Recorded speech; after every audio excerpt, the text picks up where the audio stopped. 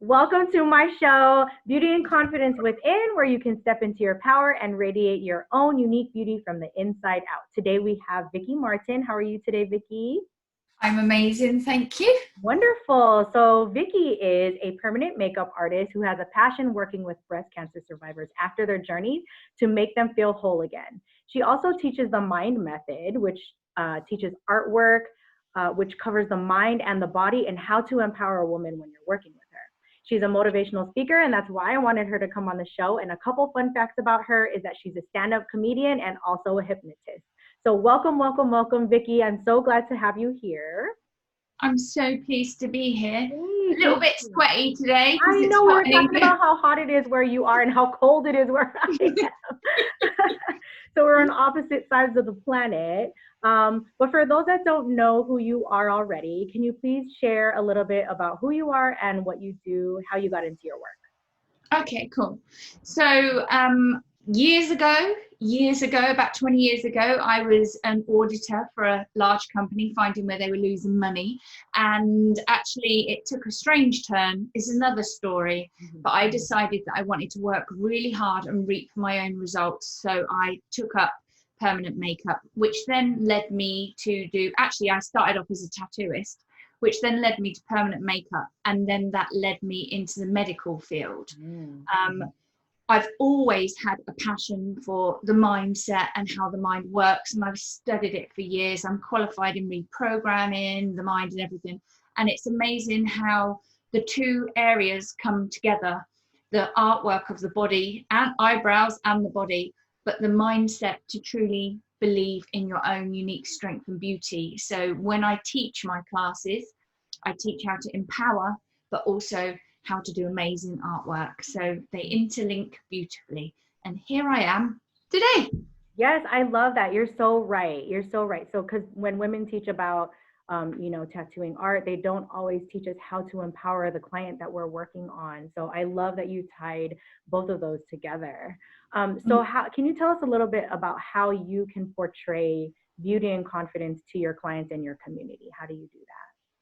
So, what's ever so good about getting the message across is by stories.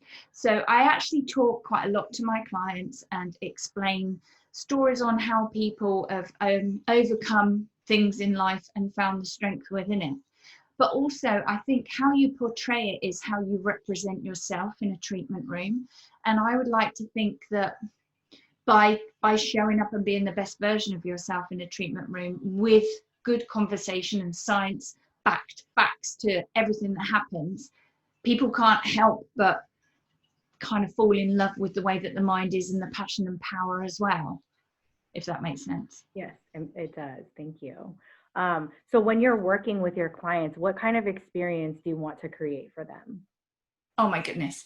So even from the get-go, from the minute they walk through the door, the first word I say is, isn't it exciting? Because your words paint pictures. So by saying, isn't it exciting, straight away they're thinking, oh, this is great. I'm going to start, I'm going to have a good experience. There's a lot of things that I could talk about and teach on how to connect with people. It's very good to take someone's mind to a beautiful place. For example, if you said to them, what's the next exciting thing going on in your life? Or, what's your dream? What happens is when you ask questions that are empowering, it forces their brain to go to a different part. And that produces serotonin, which is the pleasure Right. gene. Yeah. Sorry, it's the heat. So serotonin is a pleasure drug. But then what happens is that they then coat you in that, and they then see you in a very positive way. So it's really nice to just find out what lights people up and then take their mind in that direction, because I feel that then fills the room with just positive energy and just light, and they trust you straight away. So, that's one way to help someone just connect with you and just relax with you and just make the whole treatment time there with you, just beautiful. Yes, it's like the exchange of energy. That's so It's beautiful. completely, Mm. it's completely. And you know, when we ask questions about what lights somebody up, what's their dream, what's their thing they're most proud of, people tend to, us as human beings tend to only kind of really think about what we haven't done, what we've done wrong, and we've forgotten all of the amazing things that we've actually achieved in life. So it's nice to bring that back into the treatment room and to remind a woman, a man, a child, anybody, that actually you are all strong and unique and powerful. Wow, that's amazing. That's so beautiful. Yeah, I know. Um, I'm a deep girl. I love it. So, which kind of leads me into my next question. So, what is your definition of empowerment? Because I see already how you can empower a person, but what is your definition? Okay. So my definition of empowerment is being brave enough to make mistakes and be brave enough for people to possibly judge you, but be able to learn from the mistakes. Because I think empowerment is about not being afraid to fail, because ultimately that's the only way you really grow. So that's what I think empowerment is. It's not about being right, being perfect, being the most beautiful, being the most talented. It's about keep trying and pushing the boundaries. And when it doesn't work out, look for the lessons. Yes, so very true. That's such a life lesson right there. It is. How does it make you feel when you're empowering others? Oh, I love it. I love it, love it, love it. Do you know what? I sometimes think that people potentially may overlook the mind slightly, and they may think that this is how their life is. So I love it when someone gets a light bulb moment and they know more about how to become a stronger person. You can't unforget that. So knowing that you've opened their mind up to new possibilities and new doorways, it just lights me up to think, come on, your life is there for the taking, and your life is what you think it is. And obviously it's not going to be a bed of roses the whole time, but when it isn't, that's where the diamonds are. Yeah, perfect. So what's the most fulfilling part of what you do? The most fulfilling part is being able to work on a woman that has come in with breast cancer. It's because this is the area I work in the most, and actually loving her body by how it looks on the outside, but actually really seeing the strength that they've taken from the journey that they've been on. So that for me is the best part of empowering and the work that I do. Just to know that, you know, again, like what I said, you can't control what's going to happen to you in life, but you can control how you respond with it. And, you know, where is the light bulb moments? Where is the strength in something that's happened to you? I just got to mop my top lip a minute.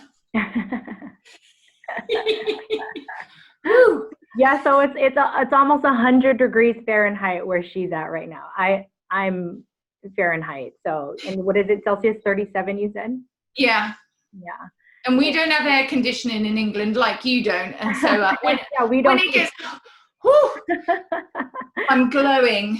Yes, you are. You really are. You are glowing. That natural glow. You got the natural. There you go.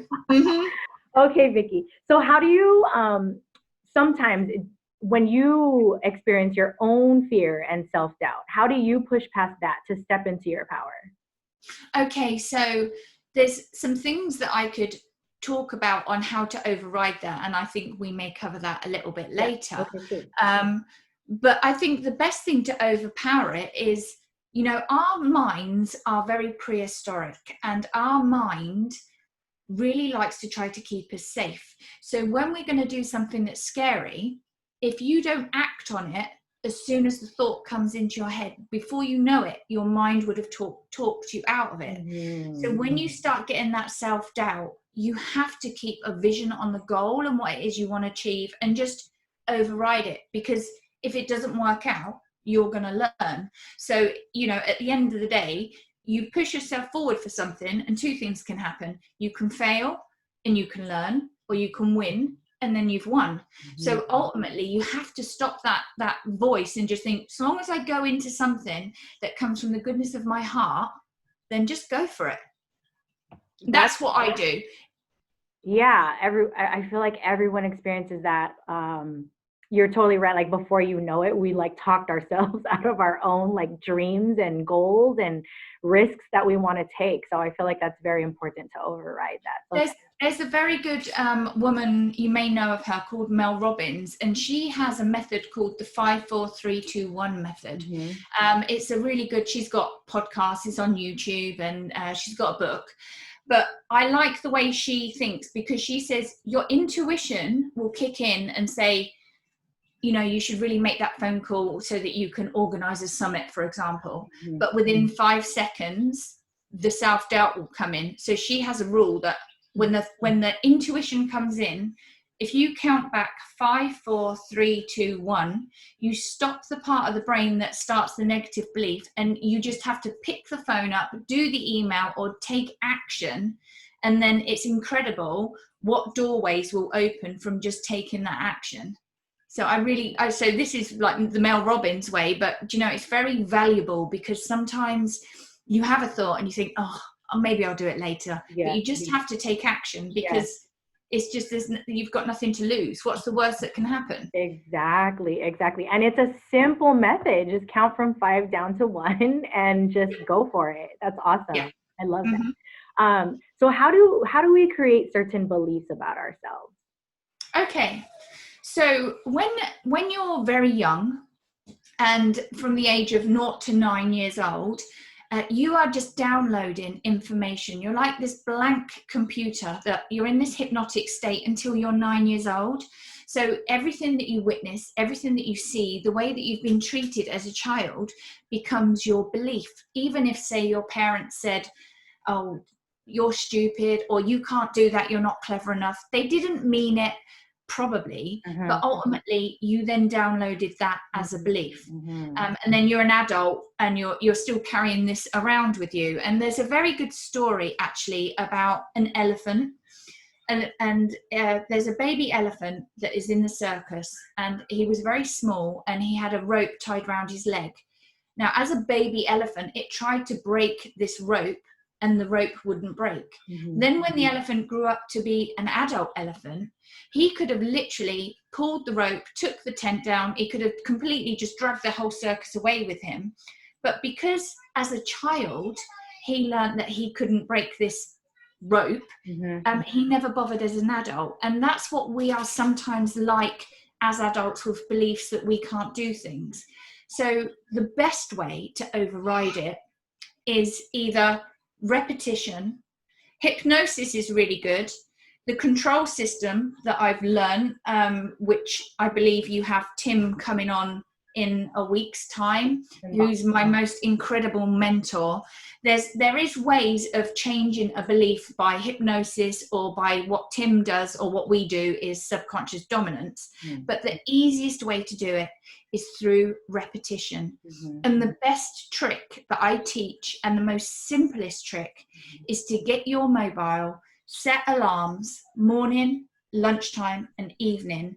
And on the bit where you write what you want to say in the alarm, you write in there, I have the ability to, or I am the best artist in the world. I am unstoppable. And then when that alarm goes off 3 times a day, every day, that repetition will start to change beliefs. Because, you know, do you drive? I do. So how many times do you drive somewhere and you forget how you got there? You just go into autopilot. And that's because you do it every day. So by reminding yourself every day, even with that little trick that your alarm goes off every day, you'll start creating new pathways in your mind, and you'll be able to start changing beliefs so that you can be unstoppable. You can have that business. You can be anything that's within the possibilities of being anything. So it just starts to change the pattern. It starts to create new pathways so that you can actually start truly being the person that you want to be, that you can be. I love how like the most simplest things can change the way our brain actually works scientifically. So thank you for sharing that, because I feel like it's very important to know that like it's not that hard for us to step into. It's not that hard. Yes. When your alarm goes off, and it says, and if you look at my social media, quite often I screenshot my alarm because I still do it. It says, I am amazing. My alarm goes off and on my phone it says, I am amazing. And I think, I am flipping amazing. I love it. I'm like going through like, what should I put on my alarm? Oh my goodness, if I looked on my phone, I think mine are, when COVID came around and I was worried about, getting ill. I mean, I know it's still around, but one of them was, I am healthy and strong. These are all really positive things you want to be. You could have something like, it's all happening perfectly. I am powerful. I am Wonder Woman. I am unstoppable. Anything you want to be, you say it as if you are it. So it has to be, I am. So when you read it, it says, I am. Exactly. Okay. So for you, like, do you have the same alarm going off every day? Like in the morning, like I am unstoppable. In the afternoon, I'm amazing. At night, I am healthy and strong. Or do you switch it up every single day? Every single alarm says something different. I tend to have quite similar ones. I am amazing. I am incredible. I am unstoppable. But if I was doing a talk, for example, and I really wanted to be the best speaker, then I would just put, I am an amazing speaker, just so that I can, because what happens, like what I said at the beginning, your words paint pictures. So when you read that word, it creates a vision, which then creates a pathway in the mind. So I do change them up if there's something important, like say you've got artists that have just taken on a new skill. Say, for example, they've just taken on areola and they've got their first areola client coming in. It would be really good for them just to put in their alarms, I am the best areola artist in the world. Yes. Gotta sell yourself, baby girl. Yes, you're so right, Vicky. You're so right. That's awesome. No, you know that already because I know that you're amazing. But for anybody, amazing, Vicky. I appreciate you. Yeah. So it's kind of like we also got to trick our minds, like how they say, "Fake it till you make it." Yes. You just got to do that. Yeah. The thing is, I think human beings, we kind of feel that it's show off to say good things about yourself. But actually, if you don't believe in yourself, how are other people going to believe in you? True. It's like people that want to have the perfect relationship. If they don't actually love themselves, and I know it sounds cheesy, but they can't even sell themselves. Like salesmen need to believe, or saleswomen, salespeople need to believe in what they're selling. So how could you sell yourself if you actually don't believe it? So you need to start thinking differently. Yes. Think bigger. Toot your own horn. Toot your horn. Yeah. True. Okay. So I've heard you talk about the mind filter system. Can you explain more about this since you're in your zone? I love it. Okay.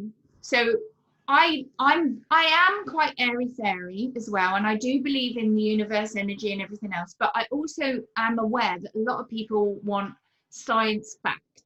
And so this is why I incorporate this for people that aren't so airy-fairy.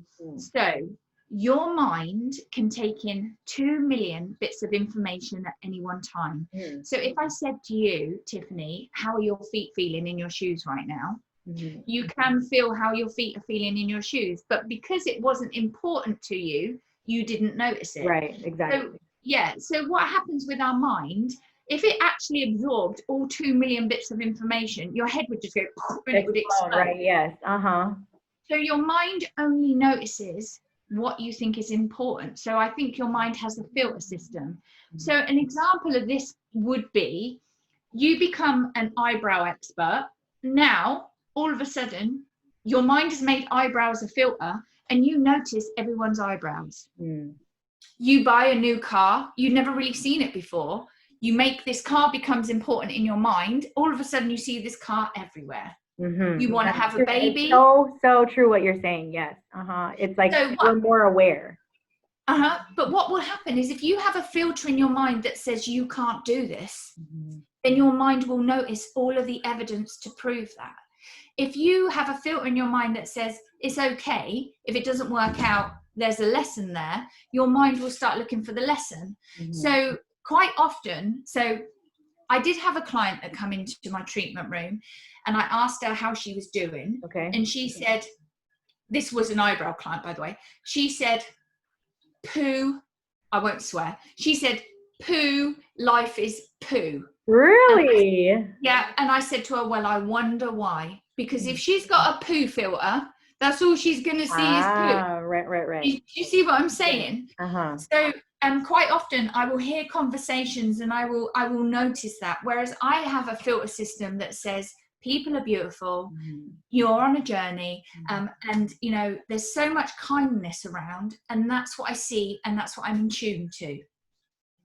Does the filter system make sense? Yes, it does. I'm just like, wow, it's so beautiful. Yes. It makes You know, sense.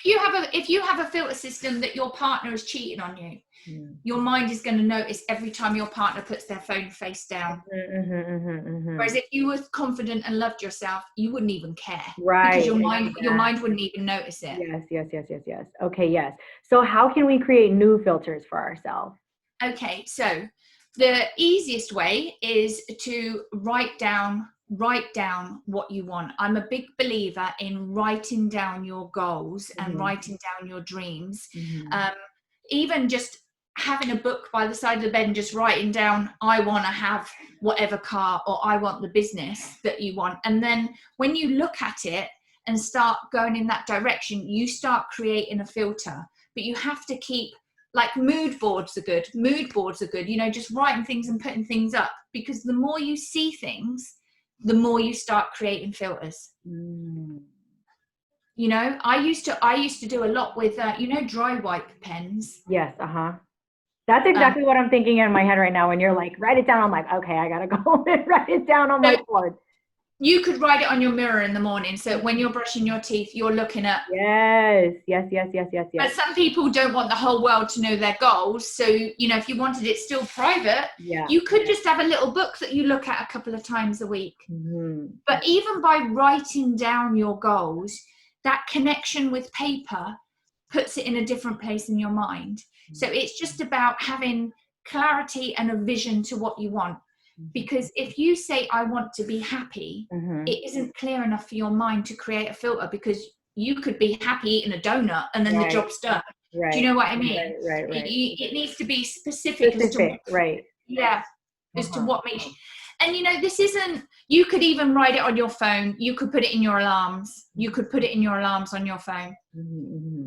And that's how you start creating new filters. And just recognize the fact when you have a bad filter that you're not having that filter anymore, and just start thinking the other way. Okay, awesome. So externally, do you have recommendations for like songs or books or podcasts or routines that you have or can recommend for us to boost our own confidence? Okay, there's something that I do every morning. And well, most mornings, unless something really important happens, I like to think of it like I wouldn't leave the house without cleaning my teeth. So I won't leave the house without doing my morning meditation. Now, a lot of people go, ooh, meditation, I can't clear my mind. The meditation that I do is called transcendental meditation. I do that too, TM. Yes.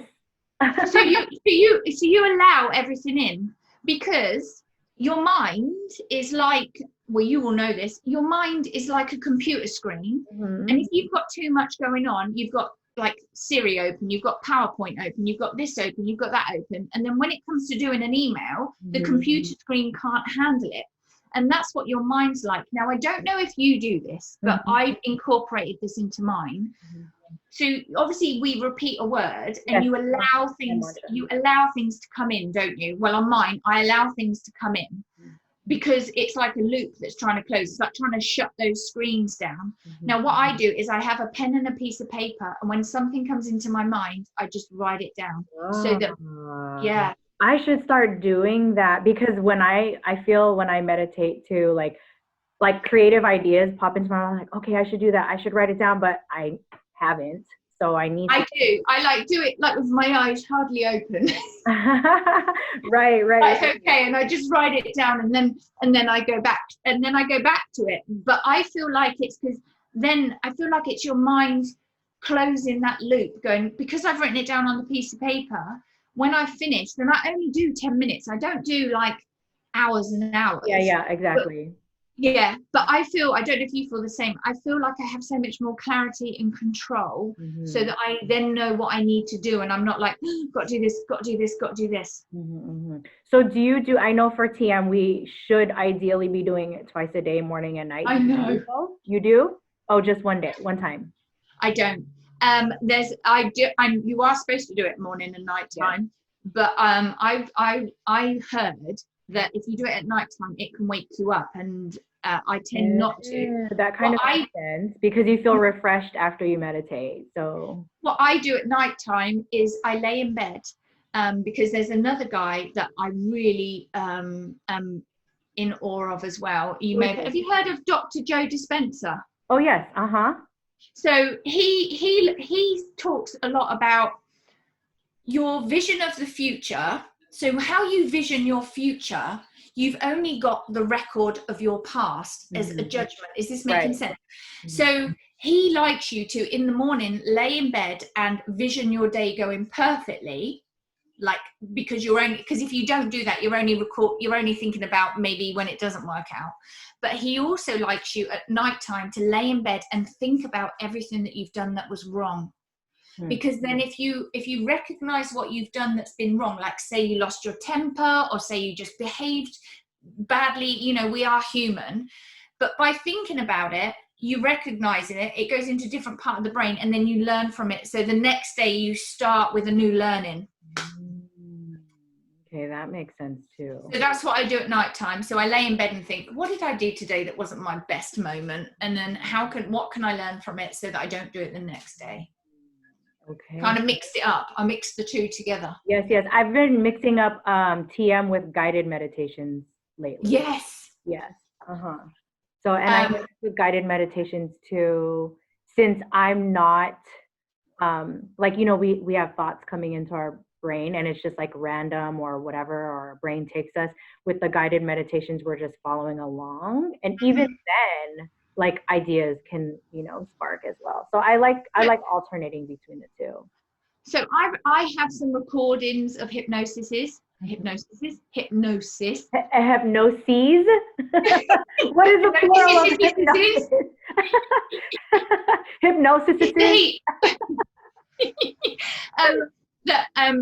If anybody, you can download them on my site as well. But one thing that's important, when you go to bed at night time, as you're going to sleep, your brain goes into a different wave that you can absorb hypnosis, things you're listening to. So it's like reprogramming. So quite often I have hypnosis that I give people, so that if they can't sleep at night time, they can just listen to it, and it doesn't matter if you fall asleep, because it's still going into that. Right. Okay. Yes. And I wonder too, so maybe you can shed light on this. Like, I wonder, when I'm falling asleep to my guided meditations, does it still take effect into my subconscious, and will I retain the knowledge? Okay, great. Wonderful. Yeah. So on podcasts, there's some podcasts for hypnosis as well that you could listen to. I always find if I'm got an event coming up, or there's a lot on my mind, then as I go to bed, I will listen to some form of hypnosis, even if I was completely lying and said that it doesn't go into your subconscious mind when it does. But just the fact of going to bed knowing that you've listened to something, knowing that it's going to improve your mind, the placebo effect on that alone, when you get up and think, do you know what? I gave myself a little bit of pleasure last night. I reprogrammed my mind, and then you wake up better, if that makes sense. Okay. I love it. I love it all. Okay. Do you have children? I have 2. Okay, so here's another one. When a child just wakes up, or a partner or anybody, they just, like when they're just waking up, they are in this state where if you give them a direct suggestion, like, you are an amazing child, it goes into a different part of their brain.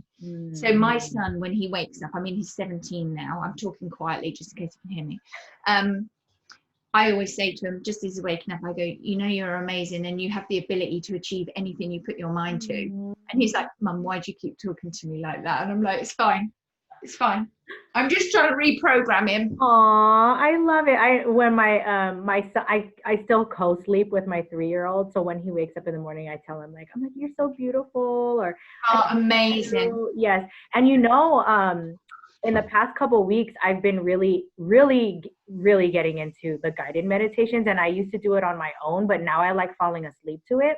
So it's kind of our routine at night, and he'll be like, Mommy, the meditation. So I'll be like, okay. So I love that he's into it. And then I'll be like, okay, so after dinner, we're going to go downstairs and we're going to listen to our meditation and go to sleep. And he's like, okay, thanks, Mom. I'm like, okay. That's So I cute. love that he's enjoying it too. Yeah. And it's a very good strategy for him to have as an adult. If he's downloading that and programming it, he now knows, a way to improve himself is going to be, by listening to that one. As long as he doesn't have to do it all through his married life and stuff. We're like, thanks, Mum. Yeah. So I have a 13-year-old too. So I used to listen to guided meditations with him when he was younger, but I need to start reinforcing it again with him. So I'll start doing that. So thank you. He's 13. Yeah. I think he'll do it. I mean, I think he would. That's cute. Okay, one last thing. What is one thing that we can do today? I know you mentioned a couple of easy things, but one thing that we can start to do today right now to step into our power. Write down your biggest dream. Like, I know I've already said it, but write down your biggest dream and write one thing that you're going to do tomorrow towards that dream, whether it's a Google search, whether it's emailing someone, because that one action can open so many doorways. The thing is in life is, it's a saying that I say, is you've got to stand in front of the door for it to open. And I think by just taking one action, you don't know, that one phone call, that one email, you just don't know how that can change the course of your life. True. So definitely, if there's one thing you do after listening, after here, would be, right, what's my dream? What can I do tomorrow? And be accountable and make yourself do it no matter what. Okay, thank you, Vicky, for all the golden nuggets. I love all of them. If our audience resonates with you and wants to work with you further, can you tell us how we can get in touch with you or what you can offer us? Okay, so I have an online Unstoppable course, which is amazing. It's so simple to follow. Just the name is amazing. Unstoppable. There's hypnosis in there. Hypnosis. There's also this thing called anchoring in there. It's very easy to follow. I'm a very simple girl. I like things to be simple. So there's that, and that's be-unstoppable.com. So you can find out about that. We'll put that in the show notes. Okay, cool. And then a lot of it there's new stuff in there compared to Unstoppable because of the work I've been doing with Tim, who's on your show in a week's time. And I can't believe he's coming on your show, because whoever's listening to this, you really have to listen to Tim, because Tim Box is a beautiful, amazing, intelligent person. And he's opened my mind to so many more things as well. So, yeah. Yes, thank you, Vicky, for putting me in touch with him. So everyone, please look out for Tim's interview coming up in about a week or so. Please go to Vicky's website. I'll have all her information in the show notes for you. And I think this is all for today. Do you have anything else to say to our audience before we sign out? Oh, be brave. You've got to be scared to be brave, and just live your dream, because it's literally there for you. Beautiful. Yay. Okay, thank you all for joining us today on our episode of Beauty and Confidence Within. And I hope that you took away some powerful tools to acknowledge your worth and feel beautiful on the inside, so that you can step into the most confident and empowered version of yourself. We'll see you next time. Thank you, Vicky. Thank you. Thank you.